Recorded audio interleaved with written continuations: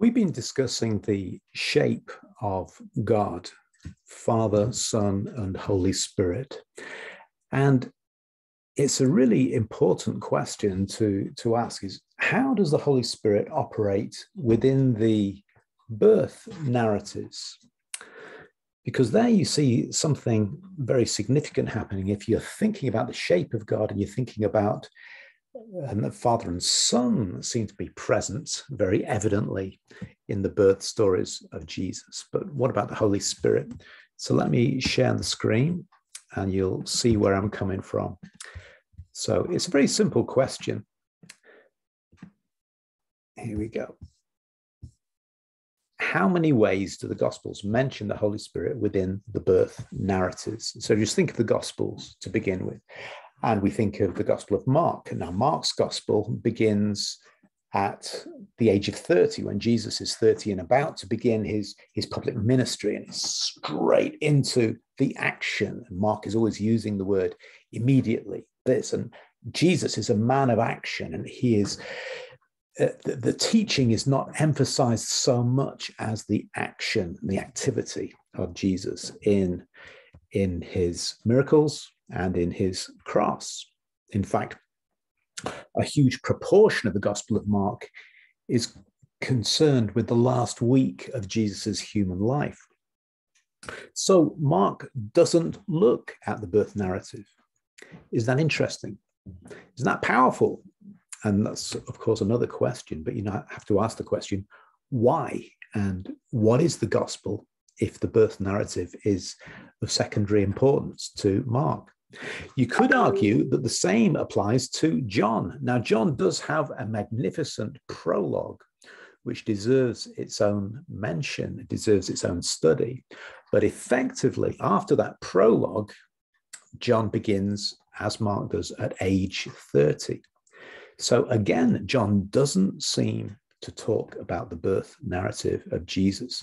Paul, in Paul's letters, only mentions it in the barest way in Galatians, where he said, in the fullness of time, God born of a woman, born under the law. That's Paul's perspective of the birth narrative of Jesus. So that leaves us with Matthew and Luke. And Matthew appears, by and large, to tell Joseph's story. Remember, in Matthew's gospel, it's Joseph who has dreams, 3 dreams, and the section about the coming of the Magi, different events. And Luke has his own story. Okay, Luke would seem to focus upon Mary's viewpoint. It's Luke who says Mary treasured all these things in her heart. It's not powerful. You have a male and a female perspective on something so intimate and something so important. All right, so the first mention of the Holy Spirit in Matthew's gospel is in chapter 1, verse 18, following the recounting of Joseph's ancestry in that big, long 42-name telephone directory. Matthew writes this: "This is how the birth of Jesus the Messiah came about. His mother Mary was pledged to be married to Joseph, but before they came together, she was found to be pregnant through the Holy Spirit. Because Joseph, her husband, was faithful to the law and yet did not want to expose her to public disgrace, he had in mind to divorce her quietly. But after he considered this, an angel of the Lord appeared to him in a dream and said, 'Joseph, son of David, do not be afraid to take Mary home as your wife, because what is conceived in her is from the Holy Spirit. She will give birth to a son, and you are to give him the name Jesus, because he will save his people from their sins.'" So you got those 2 phrases, pregnant through the Holy Spirit, and what is conceived in her is from the Holy Spirit, through the Holy Spirit, and from the Holy Spirit. And really, they mean pretty much the same thing, don't they? This is the operation of the Holy Spirit that brought this baby into that little tiny life, no bigger than a thumbnail, begins to pulse with life.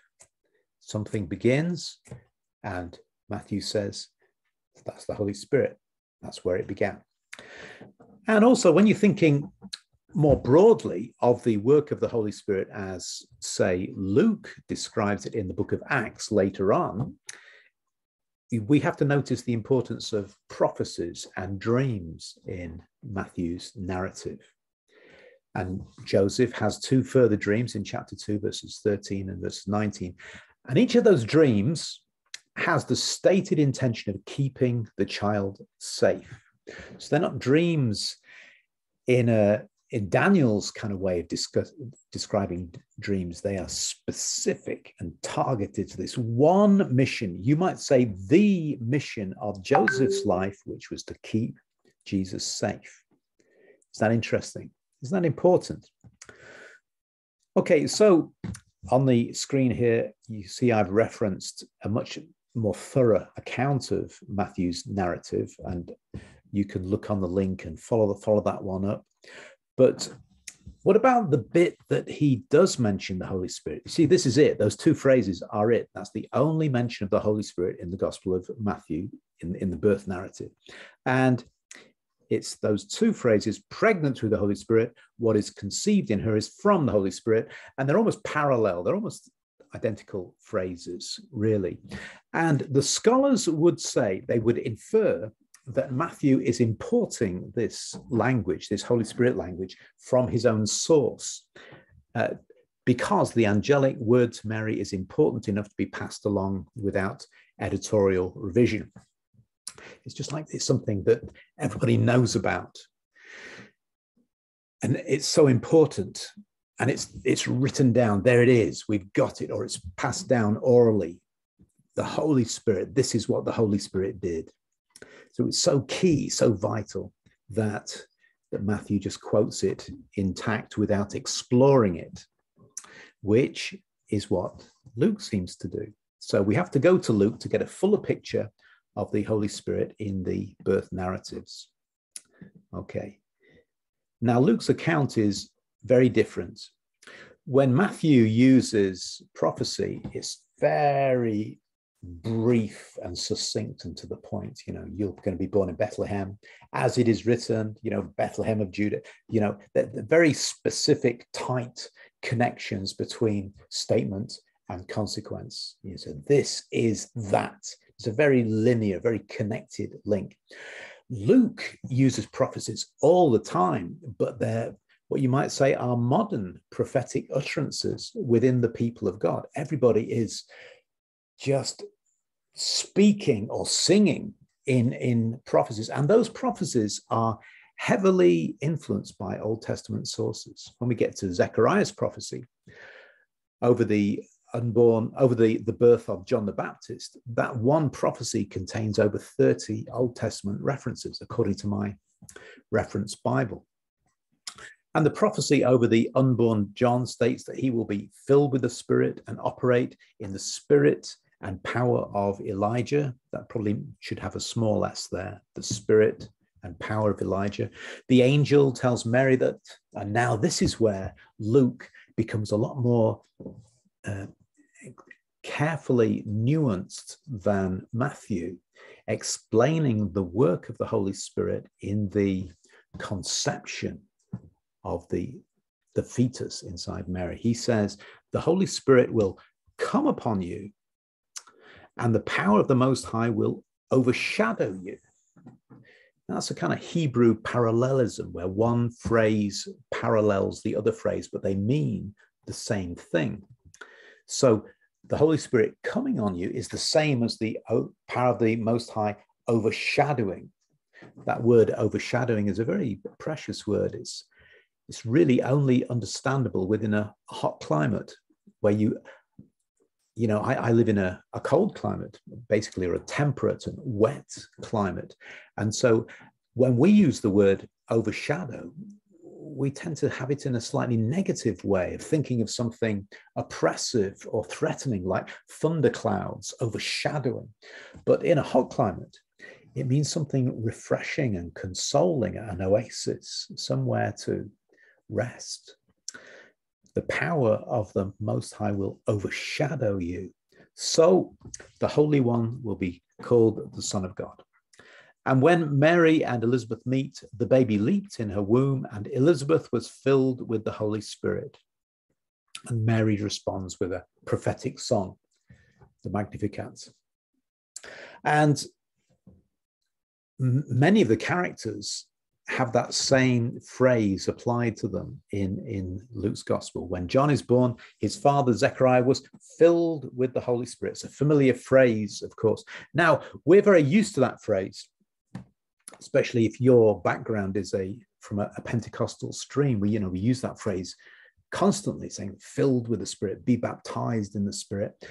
But Luke, you have to say, bandies it about. It's like everybody who comes near Jesus or Jesus' family gets filled with the Spirit, okay, and starts singing. And it's like a musical.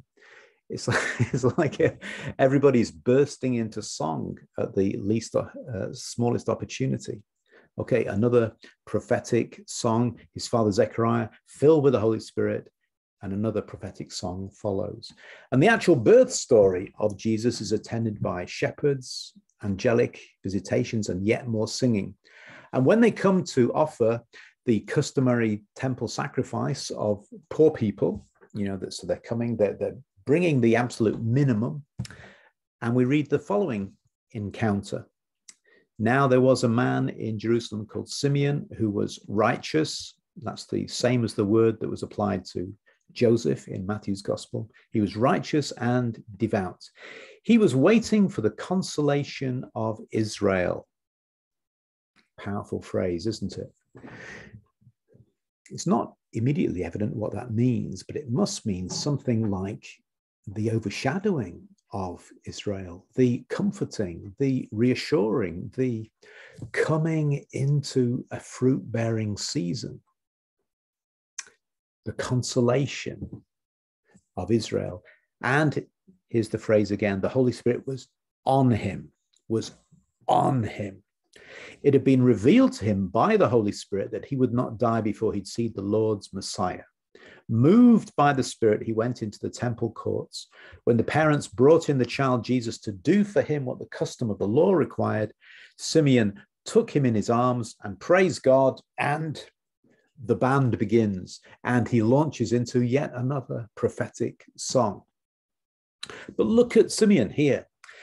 He is a picture. This is like pre-Christ in a way, but Luke is not making a strong distinction between what happens in, for want of a better phrase, the old covenant and the new covenant. His phrase is really the people of God, and the people of God are filled with the Spirit, they are righteous, they are devout, because they are seeking the Messiah, they're seeking the coming of the Lord, they're reaching forward into the great hope of Israel, they're seeking the consolation of Israel. And the Holy Spirit was on him. So it makes an interesting study, doesn't it, to think of what it means for Simeon to be filled with the Spirit and what it means for you and me post-Pentecost to be filled with the Spirit. Is it the same thing, or is it a different thing?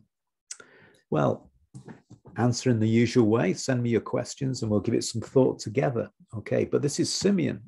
Okay, so to recap, each of the main characters are described as being full of the Holy Spirit or filled with the Holy Spirit. John the Baptist, Mary, Elizabeth, Zechariah. And no other gospel writer has such an emphasis upon the filling and empowering by the Holy Spirit. And this filling usually results in prophetic words or songs of exaltation, as well as predictions of God's redemptive work, which is just beginning. Especially Zechariah's song goes into two halves. One is how God has worked, and the other is how God is now working. And it focuses on John the Baptist, of course, but it takes you straight past John the Baptist into the work of Christ. And in Jewish thinking, of course, the Spirit is the spirit of prophecy, which, according to tradition, had been silent for the previous 4 centuries. So Luke is using these accounts of the filling of the Spirit to point to something. And this is Well, it's the same, but it's different. It's the same Spirit, but this is a new day. It's like an age. The Greek word is eon or aeon. And he's saying this is the messianic age, and the people of Israel, the people of God, are coming alive into their legacy, into their moment. Your time has come. It is now.